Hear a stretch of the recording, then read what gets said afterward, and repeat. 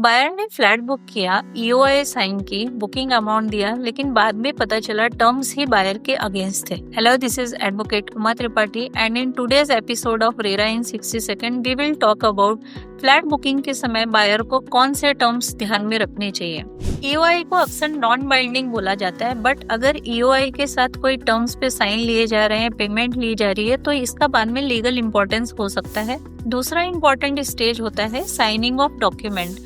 As per RERA, registered agreement for sale से पहले builder buyer से 10% से ज्यादा अमाउंट नहीं ले सकता है। इसीलिए बायर को बुकिंग फॉर्म, अलॉटमेंट लेटर या किसी भी तरह की अंडरटेकिंग साइन करते समय उसमें लिखे हुए पेमेंट टर्म को ध्यान से पढ़ना बहुत जरूरी होता है। अब आगे बात करते हैं कैंसिलेशन क्लॉजेस की। बहुत बार बुकिंग फॉर्म पे इस तरह से लिखा होता है कि इन केस ऑफ कैंसिलेशन पूरा ही अमाउंट फोरफिट हो जाएगा, लेकिन बायर को ये पता होना चाहिए कि एज पर रेरा इस तरह के one sided and unilateral clauses RERA में चैलेंज किए जा सकते हैं। कैंसिलेशन टर्म फेयर, रीजनेबल और रेरा एक्ट के हिसाब से अलाइंड होने चाहिए।